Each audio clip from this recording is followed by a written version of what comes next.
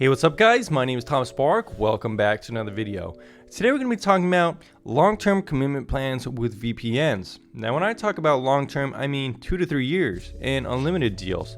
Sometimes I think it's okay to buy a 1-year subscription for a VPN if you're really sure you'll like it, but even then I would suggest caution. I'm going to outline why you should be thinking about long-term commitment plan with VPN very carefully in this video. Hey guys, just a reminder to check out vpntierlist.com. It's a collection of all my ratings on the channel, and you're going to find lots of helpful information here on how to choose a VPN. Anyways, back to the video. So first of all guys, I think one reason you should reconsider purchasing long-term commitment plans with VPNs is because you never know who's going to acquire the company. We've seen this lately with huge companies like private internet access. Some people bought 2 to 3 year plans for private internet access thinking they knew who the company was, thinking they knew who they were gonna be buying a product from. And then just last fall or last winter, private internet access sold out to Cape company which owns CyberGhost VPN. Now CyberGhost VPN is not the most respected VPN in the market really. The company behind it, Cape, used to design malware to trick people into downloading things and generating ad revenue for them. The company used to be called Crossrider, and then it rebranded to Cape to kind of get into the cybersecurity / privacy niche when they were in fact doing the opposite before they made that new company. So it's definitely been concerning for private internet access people who trusted the company and bought long-term commitment plans, and now they're actually consumer and customer of an entirely separate company. A lot of people are upset, but they couldn't really get refunds because their time had, gone past the 30-day window, and they were kind of stuck with the new company they were under. A lot of people were upset, canceled their subscription, or moved elsewhere. Another example is J2 Global. J2 Global purchased a lot of VPNs like IPVanish. IPVanish used to be owned by a couple different companies, and the company has changed hands quite a bit of times. One of the companies that used to own IPVanish actually gave up logs to spy agencies, and this really tarnished IPVanish's reputation. Later on though, a different company bought IPVanish and assured customers that they would never give out logs again. They explained that the previous company was the one that did this, and now it wasn't the current company. However, this company also sold out to J2 Global as well, so it just goes to show you that if you buy long-term commitment plans with VPNs, you're never really sure who you are trusting. Maybe you're trusting a company right now that is going to give up logs. Maybe a company in a couple years is going to be more trustworthy. Or maybe the company that you bought with in a couple years and won't be trustworthy and could give up logs. It's kind of a tricky thing here, guys, and it's honestly confusing on knowing who owns the company that you bought a VPN from. Did someone acquire them? Did they sell out? But these things do make an important difference when using a VPN, and it can affect your privacy. Another thing to consider is refund traps. That's what I call refund traps. If after 30 days you decide you don't want to use the VPN anymore, you want some kind of refund, you're out of luck, because most 2 to 3 year commitment plans for VPN providers only give 30-day refunds.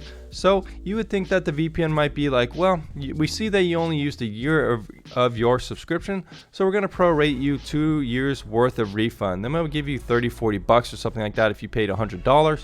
But no company will do this. VPN companies are subscription companies, and they're not that consumer friendly. I've talked with a couple of VPN companies, suggested that they do this, and they were like, no, we'd lose too much money.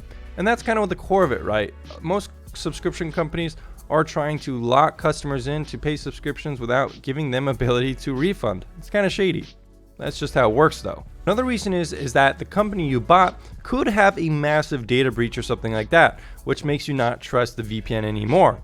But if you have a 2 to 3 year commitment plan, there's not really much you can do. It's not like you can just cancel your service and get a refund anytime there's a data breach from a VPN provider, right? This actually happened with one of the world's biggest VPN providers, NordVPN. What happened is they had a data breach on one of their servers, they didn't secure it properly, and there was user data on the line. Now we can argue all day about whether any user data was examined or hacked or anything like that. I don't think they really know. As far as they know, they say nothing was. But of course they're going to say that. But the fact remains is that there was a data breach. It was their fault, and they didn't let customers know for around more than a half a year or so. So it's like obvious here. They didn't want to tell customers about this, so they would cancel their subscriptions or something like that. And by not telling people this, by people buying 3-year plans after the fact that this happened, honestly, that's very shady to me, and it's honestly not very surprising given the company's history. However, it's just a good example of why you should never trust a company for 3 years. If you buy a subscription to a VPN company and it has a data breach, you're going to be shit out of luck. And that's just how it is. Lastly, I want to talk a little bit about lifetime deals and why I don't think they are a good idea. If you're buying a lifetime subscription to a VPN and it's only $20 to $30, I honestly think you should reconsider. That's too cheap. And if you're paying barely anything, there's got to be some other cost in the equation. Let's say you buy a subscription from a company for only $20 for lifetime. Maybe they're making some money off after some anonymous metadata that you're giving them. Maybe they're making some money some other way. Maybe they're putting ads in the app or something like that. Maybe they're trying to get you to buy add-ons and stuff like that that will raise the price. Any company that's willing to give $20, $30, $40, maybe even $100 lifetime subscriptions is not that trustworthy a company in my opinion. These companies are often hurting for money.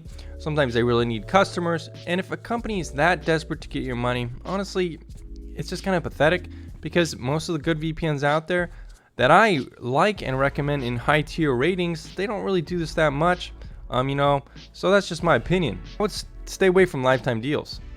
Anyways, guys, did you like this video? Let me know if you bought a long-term commitment plan to a VPN, got trapped in it, if you don't like it, etc., etc. Thanks for watching this video, and I'll see you again on the next one very soon.